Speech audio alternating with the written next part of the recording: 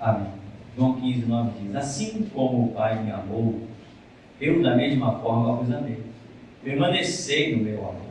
Se obedecerdes aos meus mandamentos, permanecereis no meu amor, exatamente como eu tenho obedecido às ordens do meu Pai e permaneço em seu amor. Tenho-vos dito essas coisas para que a minha alegria permaneça em vós e a vossa felicidade seja completa. E o meu mandamento é este: que vos ameis uns aos outros assim como eu vos amei. Não existe maior amor do que este, de alguém dar a própria vida por causa dos seus amigos. Vós sois meus amigos, se praticais o que eu vos mando. Já não vos chamo servos, porque o servo não sabe o que faz seu senhor. Mas eu vos tenho chamado amigos, pois tudo que ouvi de meu Pai, eu compartilhei convosco. Não fostes vós que me escolhestes, ao contrário, eu vos escolhi a vós, e vos designei para irdes e dardes fruto, e fruto que permaneça. Sendo assim, seja o que for que pedirdes ao Pai em meu nome, Ele o concederá a vós. Este é o meu mandamento, que vos ameis uns aos outros. Amém? Pode descer. Irmãos, a Bíblia é a fórmula, é o caminho, é a bússola. Pela Bíblia, ninguém se perde. A Bíblia nos ensina dois caminhos, como diz a Escritura: eis que diante de vós propõe dois caminhos, o bem e o mal, a vida e a morte. Escolhei, pois, a vida e vivei. Então a Bíblia nos ensina todas as coisas, como viver, como morrer. O que é viver? Viver é alcançar a salvação eterna. E o que é morrer? Morrer é ser condenado eternamente. Aquilo que Apocalipse chama de a segunda morte, ou seja, uma separação definitiva de Deus. Hoje, nessa terra, muitas pessoas vivem não definitivamente, mas vivem separadas de Deus. Mas essa não é uma morte eterna, né? Nós estávamos mortos nos nossos delitos e pecados. Ele nos vivificou. Então nós estávamos em um primeiro estágio de morte. Nós já passamos por um primeiro estágio de morte. E não conhecíamos Deus, não tínhamos o Espírito. Hoje, nós, tendo esse Espírito, comunhão com Deus, nós passamos a ter vida, mas ainda não alcançamos a vida eterna, né? Como Israel. Israel era povo de Deus, saiu do Egito como povo de Deus. Mas você acha que Datã, Corá e Abirão foram salvos? Né? Salomão, filho de Davi, nasceu no reino de Deus, vamos assim dizer. Mas você acha que Salomão foi salvo? Eu particularmente não acredito. Saul conviveu com tudo aquilo, teve contato com os profetas, até profetizou, foi cheio do Espírito. Mas Saul foi salvo? Eu não acredito na salvação de Saul. Isso não influencia em nada a doutrina, apenas estou falando do que acredito ou não. Isso é livre, cada um crê de uma maneira ou de outra, não faz diferença. Mas eu não creio na salvação de tantas pessoas que tiveram um momento ápice, foram até transbordantes do Espírito, mas depois se desviaram, né? Quando chegou Jesus, mandou os seus discípulos, depois eles voltaram dizendo: Senhor, em teu nome até os demônios se nos sujeitam. Judas estava no meio desses. Judas provavelmente expulsou demônio. Judas provavelmente curou enfermo. E Judas foi salvo? Não foi salvo. Até mesmo Jesus dá testemunho dizendo: nenhum se perdeu, senão o filho da perdição, que nós entendemos que foi a obstinação que Judas trilhou naquele caminho de negar a Cristo. Ele disse: ai daquele por quem o Filho do Homem é traído. Então a Bíblia nos propõe dois caminhos. Nós precisamos conhecer este caminho. Porque tem pessoas que estão por aí patéticas dentro das igrejas. Quinta-feira é a campanha, sexta-feira é a corrente da busca do Espírito Santo. Olha, na quarta é a prosperidade. Na segunda é o dia da família. Esse então, irmão, é que nem a expressão de Apocalipse, vomitar-te da minha boca. E igreja, falar em família, meu, igreja não tem nada a ver com família. A igreja tem a ver com guerreiros, com servos do Deus vivo. Igreja e família não combinam. A igreja não tem nada a ver com família. O Senhor Jesus descartou isso completamente quando Ele disse: a minha mãe, meu pai, os meus irmãos, a minha família são os que fazem a vontade do meu Pai que está no céu. A igreja não tem nada a ver com família. Amém? Isto é restauração. Sabe? Que fica aqueles irmãozinhos tadinhos, né? Não, irmão, estou orando pela minha esposa. Minha esposa é terrível. Olha, irmão, ajude em oração. Aí vira a piada, né? O irmão 6 horas, né? Irmão 6 horas lá por mim, tá? Porque é minha esposa, né? Irmão 6 horas, irmão 6 horas. Irmão 6 horas, trava logo a batalha da meia-noite, meu irmão. Que é santo, que é profano. Andarão dois juntos se não estiver de acordo. Então, meu irmão, vai à luta. Águas passadas não movem moinho. Aí fica naquela, não, que a minha esposa, que minha esposa, meu irmão? Se tu é homem de Deus, tua esposa não quer o Deus vivo, ela não é mais tua esposa. Ela não é mais. Não é, define, eu falo isso perante o Deus vivo que tem os olhos como chama de fogo, ela não é mais. No meu casamento, meu primeiro casamento, eu propus na minha inocência uma paradinha dessa. Falei, Senhor, a mulher é terrível, então eu vou te servir e tocar o barco. Ignorar, deixar tocar a vida com a igreja e a casa é a casa, a igreja é a igreja. Vou fazer essa separação. O Espírito Santo levantou o dedinho no meu nariz e disse assim: não vai não. Mas não vai mesmo. É tudo ou nada. Então tem que separar. Aí ele falou: exatamente, tal ano, tal dia e tal mês. Amém, meu irmão? Então não tem esse papo de estou orando nada. Que orando, meu irmão? Como é que você vai estar orando por alguém que já conhece a verdade? Quer orar? Ora pelo ímpio. Quer orar por alguém? Ora pelo espírito, então, coitado. A tua oração tem muito efeito sobre a vida dela. Mas quem já conhece a verdade, meu irmão, é tomar vergonha na cara e servir a verdade. Que orar por quem já conhece a verdade? Fica onde? Pastor, é porque eu estou, sabe, pastor, eu estou numa luta muito grande. Eu já fui para a igreja e voltei, saí 3 vezes, mas eu estou agora querendo ir de novo. Eu digo, minha irmã, olha só, presta atenção no que eu vou dizer. A igreja não é para você não. Vê se vocês esquecem o evangelho. Vocês são uma vergonha. Esquece o evangelho, não volta mais não. Não tem mais espaço para vocês na geração de Jesus Cristo não. Irmão, quem gosta de ficar cuidando de doente é médico e psicólogo. Eu não sou nem médico nem psicólogo. Eu sou um apresentador da verdade divina que você não ouve em qualquer outra parte do mundo. Não tenho tempo para quem... Não, mas sabe como é, né? As coisas são difíceis conversa fiada, difícil quando eu passei o meu vale da sombra da morte para chegar até aqui. E o Deus vivo diz que Ele não dá fardo pesado a ninguém.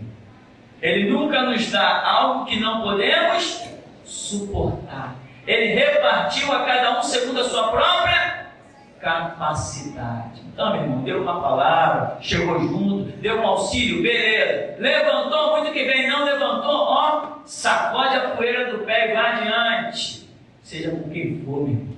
Eu sei o que é, eu sei que é cruel a dor de um filho, eu sei que é cruel a dor de um sentimento. Essas são as piores dores que o ser humano tem para encarar. Mas não vá perder o sentimento glorioso pelo teu Deus por causa de um ser humano que é pó e cinza. Nós temos que ser voltados para o que é eterno. Uma vez não sei como é que se classifica essas coisas não. Uma mulher ligou para cá. Pastor, eu queria saber o seguinte: o que vocês ensinam aí na igreja de vocês?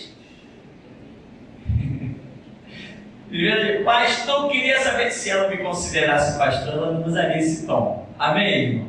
Não usaria esse termo. Não usaria de jeito nenhum. Quem respeita alguém como um pastor, fala com educação. Eu falei, isso não é ovelha. Se fosse ovelha, me respeitaria. Tá, deixa. Porque o meu marido não me obedece, o meu marido, não sei o quê, meu marido. O que vocês ensinam aí na sua igreja? Porque na minha igreja, o meu pastor ensina que a família é em primeiro lugar. Ele disse assim, não, minha filha, minha irmã, aqui não.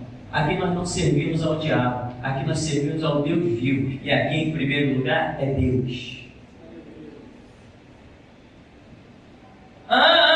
Quarto irmão, parece que eu vi a mulher desmontar. Quem vai negar que Deus tem que estar em primeiro lugar? Irmã, família é segundo plano, primeiro plano é Deus.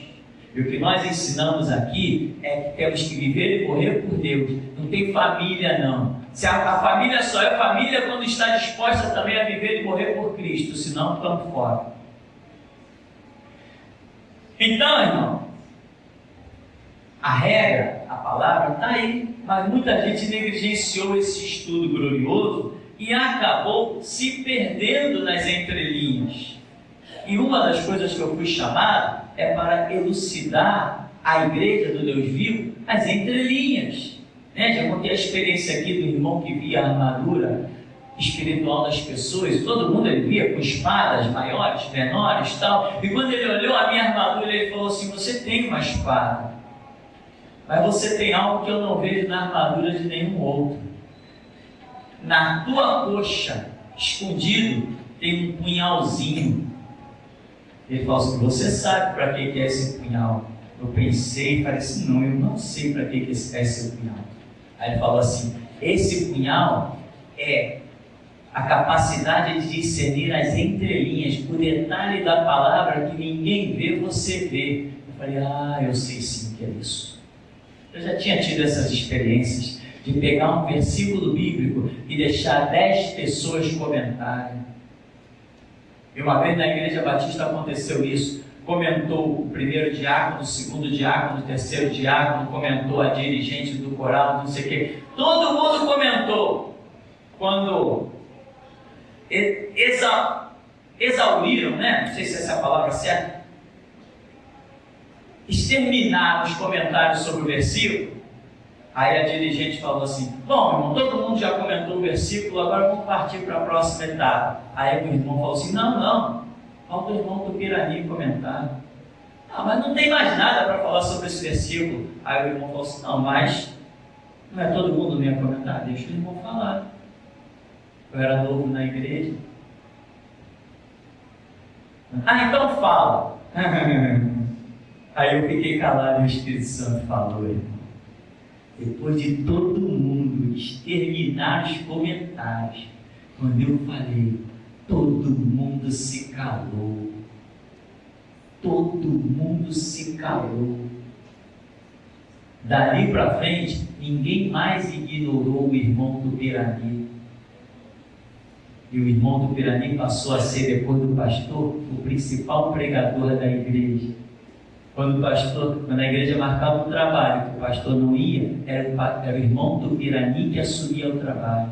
Era o irmão do Pirani que passou a pregar na Central do Brasil, no Morro do Quimpongo, nas praças do Santo Cristo. Era o irmão do Pirani. E era o punhalzinho que Jesus me presenteou com ele. E sabe quem se beneficiou desse presente? Vocês. Vocês se beneficiaram desse presente. E vocês sabem muito bem que o que tem ouvido aqui, nunca ouviram em lugar nenhum. Vocês sabem muito bem disso. Vocês sabem muito bem que nos nossos seminários nós falamos de coisas que ninguém nunca ouviu. Vocês sabem muito bem disso. Não valoriza, tá vendo? Não valoriza a minha vida, não. Valoriza o que Deus tem chegado até você. Você não está aqui para morrer por mim, você está aqui para morrer por Cristo. Você não vem aqui para aprender a minha filosofia de vida, você vem aqui para aprender aquilo que o Espírito Santo tem elucidado da Escritura para a tua vida. Então, para você valorizar isso que o Espírito Santo levou até você. Viva por Cristo e morra por Cristo. Vale a pena, irmão, morrer por Jesus. Vale a pena. Nós vamos cantar aí, durante muito tempo, aqueles que derramaram sangue por Jesus Cristo. Então, irmão, a Bíblia apresenta os seus caminhos. E você veja que há também um caminho que a Bíblia apresenta, né, quando Jesus fala assim: para quem me virarei? Para quem eu olharei? Eu, o Deus que habita no alto e sublime trono, também atenta para o contrito e abatido de espírito. Jesus quer ter comunhão com o seu povo. Jesus quer falar diretamente com o seu povo. Jesus quer se manifestar a cada um de nós. Ele quer. Mas ele não tem feito isso. Vamos dizer, alguns podem dizer: mas ele não tem feito isso na minha vida, pastor. Então é porque você ainda não trilhou o caminho da afinidade com Jesus. Tem pessoas que seguem a Jesus que nem naquele episódio em que ele estava seguindo, em que Pedro estava seguindo Jesus de longe. Diz a Bíblia que Pedro negou e depois passou a seguir Jesus de longe, né? Ficou observando de longe. E mesmo que as pessoas identificassem que tu estava com ele, não estava com esse homem não. E Pedro foi mantendo a distância. Mas ainda ali se vê Pedro com uma aparência de seguir a Jesus, mas ele está longe, distante. Muitos cristãos são assim. Precisa, irmão, encurtar os laços. Como é que você faz quando você quer se aproximar de alguém? Ô irmão, vem aqui em casa, toma um café. Ô irmão, vamos marcar um dia para as nossas famílias sair aí. Vamos ali no shopping comer um yakisoba. Ô irmão, vamos não sei o que. Não é. Você quer manter uma comunhão maior, não é isso? Com Jesus também é possível fazer isso.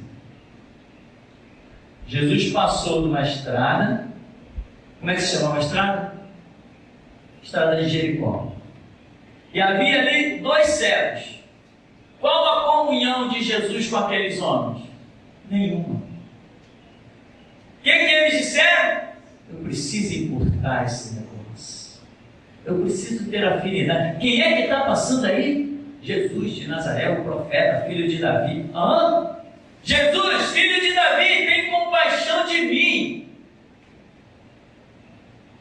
Jesus, filho de Davi, tem compaixão de mim. Mas quando você quer afinidade com Jesus, o que acontece? Os discípulos, as pedras de tropeço dentro da igreja, os vovôs da igreja que não evoluíram. Cala a boca, você está importunando o mestre. Mentira, meu irmão, ele quer afinidade contigo. Grita mesmo. Aleluia. Ele quer se aproximar de ti, ele quer ouvir o teu grito. E passou Jesus, passou a multidão e eles estão gritando. E todo mundo ajudou eles. Ninguém ajudou eles. Ninguém ajudou eles. E tu quer ajuda? Tu vai ficar gritando a vida inteira na beira da estrada. Não tem que ninguém te ajudar, não. É você que tem que romper na força, na raça, na vontade. Jesus, filho de Davi, e Lucas escreve: quanto mais diziam para eles calarem, eles gritavam mais. Cala a boca, tu está importunando o mestre. Rapaz, o mestre já está a 50 metros de você, cala essa boca. Daqui a pouco o mestre para, chama eles. Aí alguém finalmente, vem cá, dá uma aqui, levanta aqui, o mestre te chama, tem bom ânimo. O que tu queres? Se eu não quero ver, então veja. O que tu queres, meu irmão? O que tu queres, meu irmão? Se Jesus aparecesse diante de você e dissesse: me faz um pedido, você saberia o que pedir? Uma vez eu estava numa igreja e uma mulher pregou abençoadamente, deu o testemunho dela e depois pregou abençoadamente. Eu não sei se aquilo que ela falou no final foi verdadeiro ou foi mentiroso. Eu sei que na hora eu criei. E ela disse assim: olha, Deus está me revelando aqui nessa igreja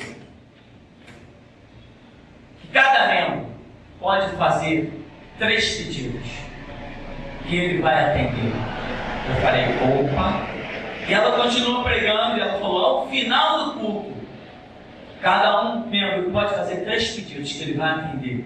E eu fiquei quieta ali, ela terminou de pregar. Quando ela acabou de pregar, irmão, parecia um formigueiro dentro da igreja. Gente levantando para ir ajeitar a praia, outro levantando para ajeitar o futebol, o voleibol, outro indo para a cantina, então sumiu todo mundo. Ficou só um palhaço dentro da igreja, chamado Tupirani. E eu falei assim, Espírito de Deus, me orienta nesses 3 pedidos. Fiquei sozinho dentro do santuário. Sozinho. Eu disse, um dos pedidos, eu disse, Senhor, eu quero, quando abrir a tua palavra, que o teu livro não seja oculto a mim, mas que a tua palavra seja revelada ao meu espírito. Eu pedi isso. Algum tempinho depois, eu via todo mundo ler a Bíblia, mas ninguém via o que eu via. Jesus, filho de Davi, tem compaixão de mim. Muitos clamam a Jesus, mas quando ele se manifesta, não sabem o que dizer. Não entenderam os projetos, não entenderam os propósitos. Clamam a Jesus mecanicamente. Está todo mundo clamando? Vou gritar também. Jesus, Jesus! Gritos sem propósitos, sem objetivos, são apenas gritos. Mas gritos com projetos, com propósitos, são clamores que vão mudar a tua vida, a tua história, e podem mudar toda a tua geração. Toda a tua geração pode ser mudada se você tiver um projeto. Irmão, crie afinidade com Jesus, a tal ponto que você possa, quando parar para orar e dizer, meu Senhor, que você ouça assim, fala, meu servo. Eis-me aqui, fala que eu te escuto, meu servo. Sabe, isso é muito importante, isso é necessário. Quando você cria afinidade, você começa a descobrir os segredos do Senhor. Você pode falar com alguém e ouvir de alguém alguma coisa que está distante? Posso, pastor, pelo celular, Só se for pelo celular, Mas é um contato direto, não é um contato direto? Você só pode conhecer os segredos de alguém e esse alguém conhecer também a sua intimidade se vocês estiverem caminhando próximos, juntos. Então muita gente, o que diz a Escritura? Os segredos do Senhor são para aqueles que o buscam. A estes ele lhes fará saber o seu decreto. Os segredos do Senhor são para todos? São, se todos buscarem. Amém? Se todos buscarem, é para todos. Mas o segredo do Senhor é para todos os que o buscam. Só que tem pessoas que não estão buscando. Tem pessoas que estão criando os seus filhos super habilidosos nos games da internet. Irmão, eu odeio joguinho em celular. Eu odeio joguinho em computador. Odeio, eu tenho ódio disso. Tenho ódio. Pastor, seu filho não joga? Joga, quem dali joga. Mas eu odeio. Não reprimo, não proíbo, porque deixo lá em alguns limites, mas a mãe dele não dá muita moleza não. Não dá muita moleza não. Mas nos 5 minutinhos ou 10 que ele pega, irmão, aquilo me dá uma angústia, me faz um mal, porque eu sei que nessa vida, se tem algo precioso que nós temos, dentre elas tem algo chamado tempo. É com o tempo que você aprende um violão, é com o tempo que você aprende uma bateria, é com o tempo que você aprende um contrabaixo, é com o tempo que se examina a escritura, é com o tempo que se ora. E às vezes eu vejo as pessoas jogando o tempo fora, e o relógio vai embora, e a pessoa jogando, isso me deixa agoniado. E estou falando do meu que joga pouco, a não ser que ele jogue escondido, que é esperto pra caramba esse moleque. Mas tem por aí alguns irmãos que eu já reparei, irmão, faz isso não. Você está deixando seu filho jogar não só o tempo dele fora, mas a própria vida. Eu estava vendo, considerado meninos prodígios, um grupo de crianças de 8, 9 anos, executando harpa, violino, montaram uma orquestra e com pouco tempo, já não tem mais aonde botar dinheiro. Criança de 8, 9 e 10 anos. Aí, o repórter está entrevistando o menininho. Como é que é a sua rotina de vida? Aí o menino diz assim, bom, eu vou para a escola às 7 horas da manhã. Quando chego em casa meio-dia, eu almoço, aí eu deito um pouco, descanso. Aí daqui a pouco eu acordo, ajudo meu pai nas coisas de casa. E quando dá mais ou menos umas 3h30, 4 horas, dali até as 8 da noite, a minha vida é só instrumento. Todo dia? Todo dia. Então ele pega o instrumento pelo menos 4 horas por dia. Toca harpa. Você sabe o que é harpa? Toca harpa. Todo mundo quer pagar para ver o menino de 9 anos tocar harpa.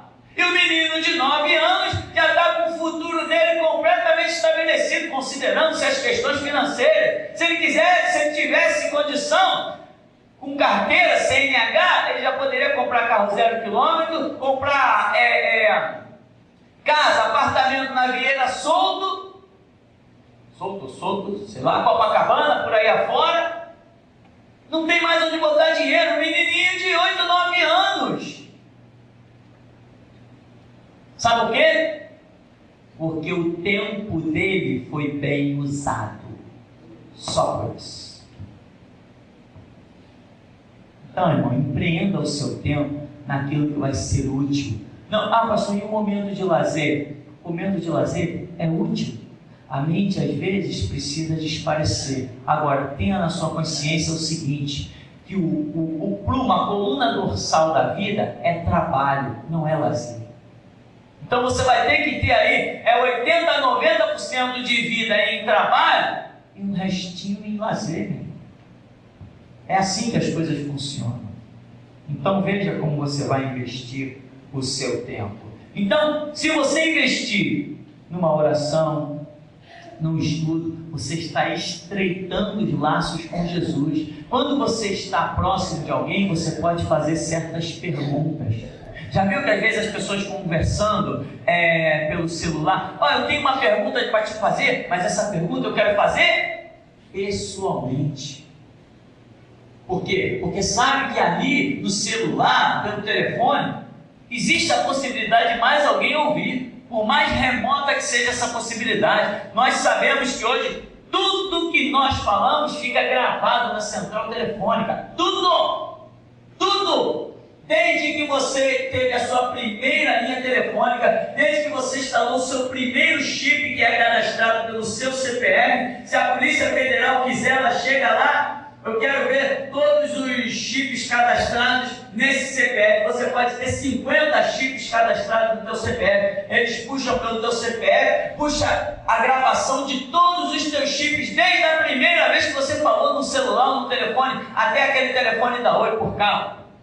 Eles têm tudo. E muita gente às vezes tem uma coisa importante, íntima para dizer, diz assim, não, eu preciso falar com você pessoalmente. Irmão, você precisa falar com Jesus pessoalmente, pertinho. E quando você cria uma intimidade, você pega a liberdade no teu espírito. Não é liberdade na mente, não. Aproximar-se de Deus tem um efeito psicológico. Tem pessoas que se aproximam de Deus, mas não conseguem compreender a total realidade desse Deus. Então elas levam uma vida de acordo com aquilo que elas captaram de Deus. Outros se aprofundam mais no conhecimento de Deus e levam uma vida num outro nível, de acordo com aquilo que elas captaram. Elas chegam ao ponto de falar certas coisas com Jesus que outros não falam. É como uma esposa que chega para o marido e diz, senta aí, eu quero falar contigo, isso. Mas nenhuma outra irmã da igreja falaria com aquele homem da mesma maneira. Isso se chama afinidade, intimidade, aproximação. Tem que se aproximar de Jesus. E tem mais, tem pessoas que dão certas respostas. Eu já falei isso para vários irmãos aqui, conversando pessoalmente. Olha, se estivesse essa situação na igreja, a resposta seria essa. Mas você acha que eu posso falar isso para uma irmã? Eu posso falar isso para a família de outra pessoa? Eu não posso, são eles que têm que descobrir. Mas se os meus filhos me perguntam, eu digo, é isso. Assim é com Jesus. Você só perguntará certas coisas e só terá certas respostas se você for íntimo. Tem que ser íntimo de Deus, até para alcançar o perdão. Tem gente que comete um delito e se condena. Sabe por quê? Porque não conhece Jesus, não conhece intimamente. Não, mas o meu delito é muito grave. Não conhece Jesus. Não, eu tinha conhecimento, eu pequei, eu não podia ter feito aquilo. Não conhece Jesus. Quem conhece Jesus intimamente não quer nem saber do seu pecado, sabe que a sua graça é superabundante. Vai lá na lama com cara no pó e volta restaurado. Mas tem muita gente que não conhece Jesus a esse nível. Quando comete um delito, o seu delito o destrói. Há anos atrás eu tive uma pregação aqui e eu dizia: irmão, eu sou tão convicto de Jesus, de seguir a Jesus, sou tão apaixonado por Jesus, que nem os meus pecados me impedem de segui-lo. Muita gente até hoje deve estar chocada com essa expressão. Por quê? Porque não entende. O que eu estou querendo dizer? Eu conheço Jesus tão intimamente que eu sei que mesmo se eu cometer um delito, Ele conhece a sinceridade do meu coração. Eu vou chegar diante dEle confiantemente e vou achar graça no trono da sua misericórdia. Isso é conhecer, irmão. Conhecer intimamente. Mas, pastor, como que se conhece Jesus? Ora, Ele deixou a regra. Eu sou o caminho. Caminho para quê? Para tudo. Está tudo escrito aqui, está tudo ensinado nesse livrinho aqui. Só que se o meu tempo se perde em umas coisas, ele falta para outras. Eu não posso fazer duas coisas ao mesmo tempo, mesmo que eu tenha duas mãos, mesmo que eu tenha 2 olhos, 2 ouvidos, eu não consigo fazer duas coisas ao mesmo tempo. O meu cérebro não processa, não dá certo. Então, ou eu me dedico a uma coisa, ou eu me dedico a outra. No mesmo tempo não dá. Tem que separar tempo para cada coisa. E sendo assim, irmão, não esqueça de separar o seu tempo para Deus. Porque tem gente que está vivendo uma vidinha como nos tempos antigos. Veio para a geração de Jesus Cristo, mas não mudou a sua estrutura. Era de outras igrejas, foi para a igreja. Cantou, louvou, bateu palma. Puxa a palavra, tá, foi para casa. No outro dia de culto, veio para a igreja, foi para casa. Irmão, você vai chegar aonde assim? Você não vai chegar a lugar nenhum assim. Cadê o teu tempo para Deus? Cadê o teu tempo de oração? Tu ama Jesus? Irmão, quem ama Jesus quer estar perto dele. Quando amamos alguém, queremos estar perto. Sentimos prazer em andar pela rua falando com ele, porque sentimos a presença dele andando conosco. Quem ama Jesus tem prazer em se ajoelhar e dizer: Senhor, meu Rei, meu Deus. Só aquilo já preenche a alma de tal maneira que depois de declarar isso, você pode se levantar e você sai andando nas nuvens. Quando verdadeiramente você tem comunhão com Deus. Existia um livro chamado Bom Dia, Espírito Santo, que contava umas experiências tremendas assim. Já nem lembro mais, tanto tempo que tem esse livro. Então, meu irmão, afinidade, aproximação. Você precisa se aproximar de Deus. Tem pessoas que ficam esperando: Jesus, estou aqui, eis-me aqui, a hora do Senhor me chamar para a sua obra. Irmão, se aproxima. Ao invés de ficar dizendo de longe: Jesus, eu estou aqui, hein? Olha, Jesus, eu estou... Não, meu irmão, vai lá, corre para debaixo do altar e diz: Jesus, eis-me aqui. Sabe? Mais próximo, uma coisa mais íntima. Não subjetiva, mas objetiva. Caminhe com Jesus, meu irmão, como alguém que é real. Tem pessoas que acreditam no que vem, mais do que no que não vem. Irmão, eu acredito mais em Jesus do que esse teto que está sobre a nossa cabeça. Esse teto pode oscilar, mas o meu Deus é rocha firme e fundamentada. Ele não vai oscilar. Se alguém falar assim: olha, o teto da igreja passou um vento e levou tudo, eu vou dizer assim: caramba, aquela laje absurda, saiu num vento, Eu posso até acreditar nisso. mas ninguém jamais me dirá: o teu Jesus foi abalado. Em que você crê mais? No que você vê ou no que você não vê? Vamos fazer esse mundo espiritual ferver com as nossas orações. Vamos deixar os céus se abrir e o Espírito Santo nos revelar coisas, entendimento, conhecimento, compreensão, para que quando você falar, você tenha o privilégio de ouvir coisas como eu já ouvi. Abrir a Bíblia, comentar um texto e alguém dizer assim: caramba, eu já tinha ouvido pessoas falarem sobre esse texto desde que me converti há 20 anos, mas eu nunca vi ninguém falar sobre esse texto da maneira que você falou. Sabe por quê? Porque quando você é mais íntimo, você entende bem melhor o sentido em que a coisa foi dita. Porque você conhece o caráter de Deus. Exatamente isso que eu falei. Conhece o caráter de Deus. Eu conheço o caráter. Eu conheço a personalidade de Deus.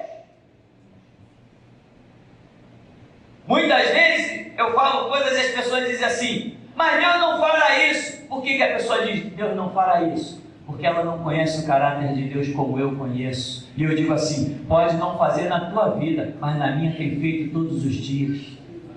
Ah, Deus não põe gasolina no tanque de um carro. Como põe? Deus não conserta a barra de direção de um veículo. Mas como conserta? O meu Deus abre porta onde não há porta. Mas como que é isso? Isso é o Deus do impossível, que chama a existência as coisas que não são, como se já fossem. Por isso, irmão, eu não vejo barreiras. O amanhã não me interessa as pragas, as enfermidades que estão sobre o planeta. Não estou nem aí para elas. Eu não sou do mundo. As pragas que existem no mundo são para avassalarem o mundo. Eu não sou mundo, eu sou igreja do Deus vivo. O que sucede ao mundo não sucede à igreja do Deus vivo, porque a igreja do Deus vivo tem promessa. O que habita no esconderijo do Altíssimo, a sombra do Onipotente descansará. Como a galinha ajunta os pintos debaixo das suas asas, Jesus Cristo nos tem ajuntado junto a si. Então o que vem sobre o mundo não vem sobre nós. Afinidade, aproximação. Olha para a tua vida e diga assim: que distância eu estou de Jesus? Como que eu sinto Jesus na minha vida? Como que eu sinto Ele como aquele Deus que está lá no céu me olhando? Como que eu sinto Jesus? Irmão, se você sente Jesus como um Deus que está lá de cima te olhando, deixa eu dizer uma coisa para você: você está muito longe. Eu um dia senti Deus assim, e eu disse: Deus, eu não quero mais te sentir assim. Eu não quero ter dentro da minha cabeça um Deus que está lá no céu me olhando. Eu quero ter um Deus que senta comigo na mesa, que deita comigo na cama. Eu quero ter um Deus que toma café comigo, um Deus que quando eu entro no banheiro Ele entra comigo, um Deus que por onde eu piso, por onde eu vou. Eu quero um Deus que seja como a minha sombra à minha direita. E eu comecei a orar, irmão, dizendo o seguinte: Deus, me ajuda a encurtar as distâncias. Mas não pensa que isso foi uma oração, não. Isso foi o desejo ardente do meu coração, expresso todos os dias. Às vezes, 3 vezes no dia eu parava para dizer: Deus, me ajuda a encurtar as distâncias. Eu quero te sentir perto. Eu quero te sentir como alguém que está do meu lado. Eu quero botar a mão para o lado e sentir a tua presença. Eu quero elevar os olhos e sentir que tu és sobre mim. Eu quero sentir que eu ando no mover do teu espírito. Irmão, e passou uma hora que eu parecia um palhaço retardado andando no meio da rua. Quem olhasse para mim me via falando sozinho e rindo sozinho, mas sozinho entre aspas, porque eu estava com meu Deus. Eu tive uma experiência tremenda andando no centro da cidade. Quando eu fui atravessar a rua, o sinal abriu. A presença foi tanta de Deus que eu quase paro no meio da estrada. O sinal estava fechado. E eu parei ali, e as pessoas passando, e eu naquela coisa tão gloriosa, olhando para o sinal. Eu falei: eu tenho que sair daqui, Jesus. Esse sinal vai abrir. As distâncias foram encurtadas. Quer ouvir segredo de alguém? Tem que que colocar o ouvido na boca. Quer ouvir o que ninguém pode ouvir? Tem que ser ouvido colado nos lábios. Tem coisas que eu sei que mais ninguém sabe. Coisas que estão guardadas para uma era que ainda virá. Mas o fato de eu saber e ninguém mais saber, não quer dizer que você não vai saber. Quer dizer que se você encurtar as distâncias, vai saber até mais do que eu. Mas tem que encurtar as distâncias, tem que amar, tem que se apaixonar. Aquele que tem os meus mandamentos os guarda, é esse que me ama. E o que me ama será amado do meu Pai, e eu também o amarei. E eu e o Pai viremos e faremos nele morada. Jesus falou, naquele dia vocês vão entender que eu estou em vocês, e vocês estão em mim. Jesus orou dizendo, Pai, para que eles sejam um, assim como eu e tu, Pai, somos um. Jesus diz aqui, né? Se obedecerdes os meus mandamentos, permanecereis no meu amor, exatamente como eu tenho obedecido às ordens do meu Pai e permaneço em seu amor. Então, meu irmão, com humildade, com simplicidade, você não quer conhecer de Deus e ter intimidade e ouvir segredos para ser servido. Você quer isso para servir. Esse é o recado.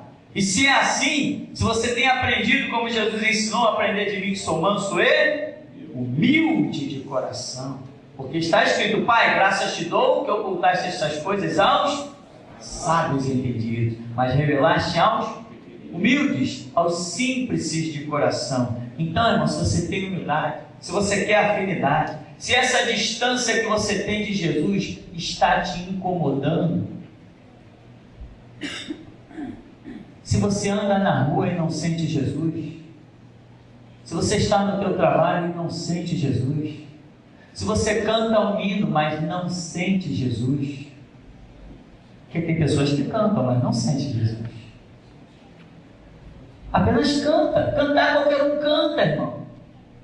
Tem cantores incrédulos e ímpios aí que estão fazendo rios de dinheiro cantando essas porcarias que se ouve por aí no rádio. Cantar não é bicho de 7 cabeças, não. Todo mundo pode aprender a cantar. Existem técnicas de canto. Mas a graça e a unção da comunhão, isso não é para todos. Isso é para os verdadeiros adoradores que adoram o Pai em espírito e em verdade. Então, irmão, se você quer cantar e sentir Deus, se você quer orar e sentir Deus, se você quer estar andando na rua e sentir Deus, no trabalho sentir Deus, você quer quando abrir a boca, Deus se manifestar, encurta a distância, cria afinidade, passa a tratar o teu Deus com mais realidade do que as coisas que você vê. Uma vez um desses pseudo-sábios, tem pessoas que pensam que porque leu 10 páginas de um livro que descobriu a pólvora, né? Aí tinha um homem, um jovem senhor conversando, e ele começou a vir com um monte de argumento. Você sabia que Jesus esteve nas Índias? Você já sabia que Jesus teve filho? Que Maria Madalena era a mulher de Jesus? E toma-lhe blá blá blá. Eu falei assim, já ouvi falar. Eu ia dizer assim, não, já ouvi falar de todas essas coisas. Então, mas você ainda, com tudo isso, você ainda acredita nesse Deus? Eu digo, amigo, eu posso duvidar que você esteja na minha frente. Talvez eu possa acreditar que os meus olhos estão me enganando, que você está na minha frente. Mas duvidar do que o Espírito Santo tem testificado ao meu espírito, está impossível. Guarda a sua ciência, o seu conhecimento. Você está perdendo o seu tempo. Você está diante de um homem que não conhece Deus por ouvir falar. Eu conheço por vê-lo. Eu duvido, eu posso duvidar que você esteja aqui na minha frente. Mas duvidar de que o meu Deus é real, isso está fora de cogitação, está descartado. Você precisa, irmão, convicção, determinação, postura. Quando o tigre estiver diante de você, você tem que saber que entre o tigre e você está o teu Deus. Quando o leão estiver pronto a saltar sobre você, você tem que saber que o teu Deus é a tua sombra, a tua direita. Quando você estiver atravessando no vale da sombra da morte, você tem que crer e declarar: ainda que eu ande no vale da sombra da morte, eu não vou temer mal algum, porque tu estás comigo. Então haja de forma que você crê e tenha convicção de que Deus está contigo. Não adianta vir à igreja, ouvir de um Deus vivo, abrir a Bíblia e ler, mas depois, na hora da guerra, na hora da dificuldade, parar e perguntar: onde está o meu Deus? E quando nós cantávamos aí, um dia ainda voltaremos a cantar: meu Deus está nos céus, também no meu coração. O do mundo está morto, mas o meu, então viva o Deus ressuscitado. Aleluia, Deus! Viva um Deus vivo! Senão daqui a pouco a sua fé é que nem de um católico, olhando todo dia para um Cristo pregado numa cruz.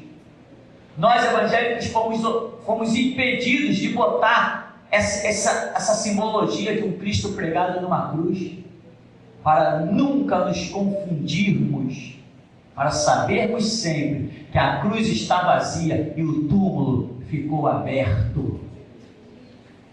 Então, meu irmão, essa é a nossa mensagem: afinidade. Quando você pensar em Deus, não pense em Deus, não, pense em Deus. Não pense em Deus distante, pense em Deus presente. Em cada passo que você dá, Ele dá contigo. E até aqui então, nos tem ajudado o Senhor.